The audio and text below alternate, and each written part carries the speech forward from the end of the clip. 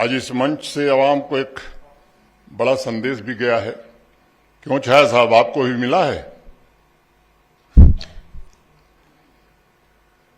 अपने व्यक्तिगत लाभ की बात तो हर इंसान सोचता है, लेकिन ऐसे कम लोग होते हैं जो वह काम करते हैं जिससे दूसरे के जीवन में बड़ा बदलाव होता है, दूसरे को लाभ मिलता है।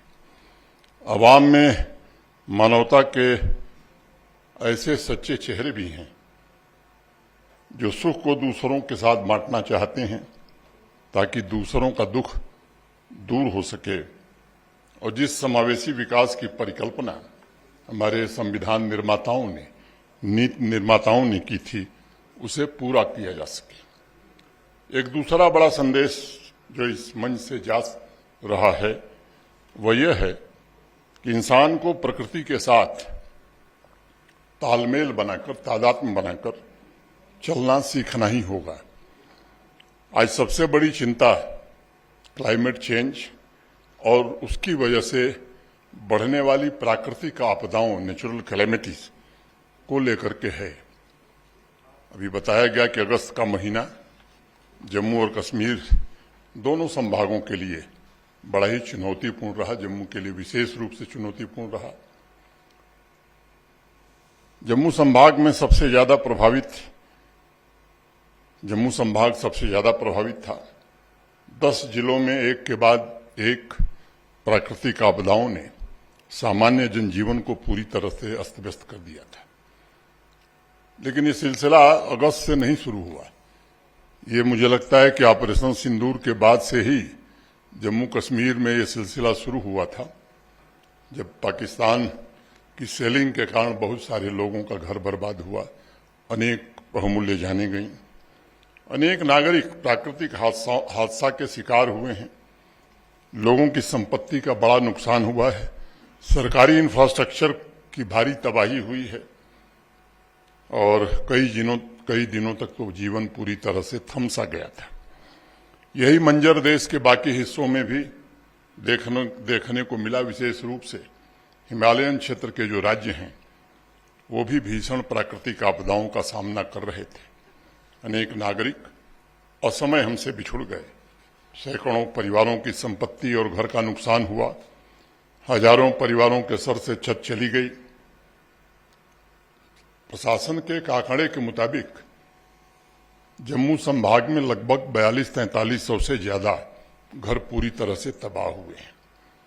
लगभग 32-3300 किलोमीटर से ज्यादा सड़कें और अनेक पुल, ब्रिज, छोटे पुल, वाटर सप्लाई की स्कीमें, power infrastructure, school, college, health infrastructure, अनेक संसाधनों को नुकसान पहुंचा है। मुझे लगता है कि अगर हम विचार करेंगे तो संसाधन तो फिर भी देर सवेर इकट्ठे किए जा सकते हैं। इंफ्रास्ट्रक्चर आज नहीं कल बनाया जा सकता है, लेकिन इस प्राकृतिक आपदा में जो अनमोल जानें गई हैं उनकी भरपाई किसी भी मुआवजे से नहीं हो सकती है। उन सभी परिवारों के प्रति मैं अपनी गहरी संवेदना व्यक्त करता हूं और उनसे कहना चाहता हूं कि ये हमें पता है कि मौत का कोई मुआवजा नहीं होता, लेकिन जो लोग हमसे दूर चले गए उनके परिजन, उनका परिवार सम्मान के साथ जी सके, इसके लिए प्रशासन भी प्रतिबद्ध है।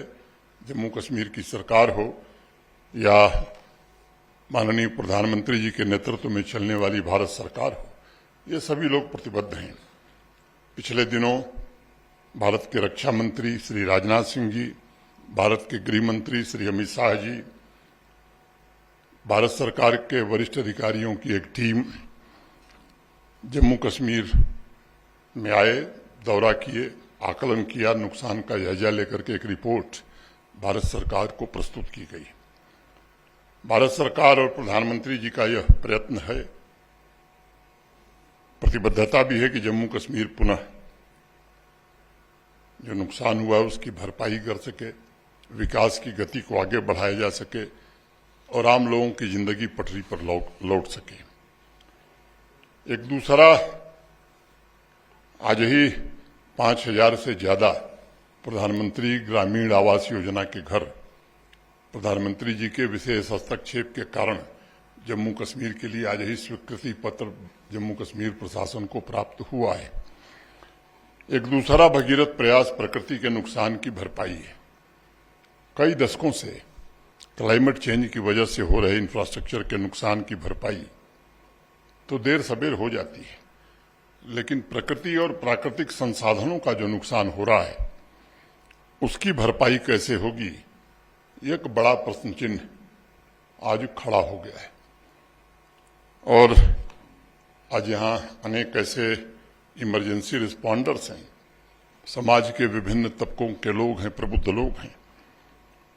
उनसे मैं कहना चाहता हूं कि पिछले 5-7 वर्षों में प्राकृतिक आपदाओं की संख्या जिस तरह से हमारे देश में और दुनिया में बढ़ रही है, अगर उसका थोड़ा चित्र मैं प्रस्तुत करूं तो शायद आप चौंक जाएंगे। अनेक ऐसे भी लोगों को यहां सम्मानित किया गया जिन्होंने अपनी जान जोखिम में डालकर लोगों की मदद की। इस बात के भी वे गवाह हैं कि कहीं न कहीं प्रकृति के साथ हमारा जो सामंजस्य है, तारतम्य है, वो टूट गया है। ये सच्चाई है कि जब पिछले महीने जम्मू कश्मीर, हिमाचल, पंजाब, उत्तराखंड जैसे राज्य प्राकृतिक विभीषिका झेल रहे थे, तब दुनिया के बाकी हिस्सों से भी तबाही की खबरें आ रही थीं। अमेरिका में इस वर्ष अभी तक 81 प्राकृतिक आपदाएं रिकॉर्ड हुई हैं और एक अनुमान के मुताबिक $182 बिलियन का नुकसान हुआ है। यूरोप का इस वर्ष का डेटा उपलब्ध नहीं है, लेकिन लास्ट ईयर 2024 का जो डेटा उपलब्ध है उस डेटा के मुताबिक नेचुरल कैलेमिटीज की वजह से $45 बिलियन का नुकसान वहां हुआ है। ये इस बात का संकेत देता है कि समय के साथ आपदा की घटनाओं की संख्या में लगातार वृद्धि हो रही है और अभी तक के अध्ययन के मुताबिक पिछले 50 वर्षों में प्राकृतिक आपदाओं में मोटे तौर पर 5 गुना से ज्यादा वृद्धि दर्ज की गई है। अगर वैश्विक आंकड़ों का औसत निकाला जाए तो प्रतिवर्ष पूरी दुनिया में 6000 से ज्यादा नेचुरल कैलेमिटीज का सामना मानवता को करना पड़ रहा है।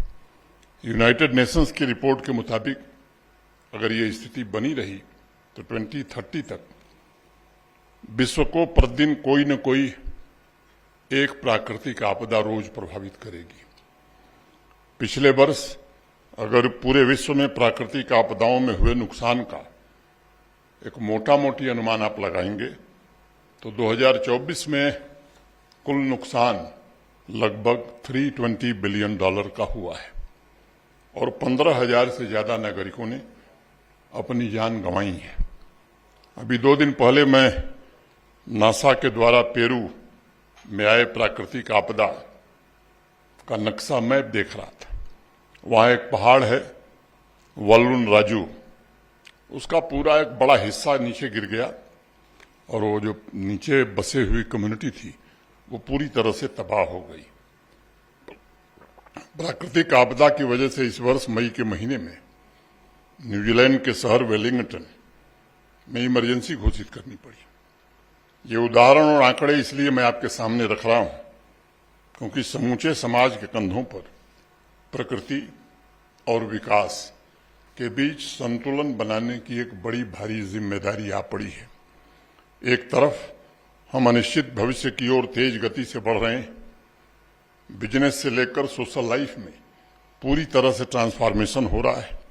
वहीं दूसरी तरफ प्रकृति का प्रकोप भी दिन प्रतिदिन बढ़ता जा रहा है। क्लाइमेट चेंज और अनसस्टेनेबल डेवलपमेंट की वजह से न सिर्फ ग्लोबल वार्मिंग या टेम्परेचर बढ़ रहा है, बल्कि पूरी बायोडाइवर्सिटी भी बुरी तरीके से प्रभावित हो रही है।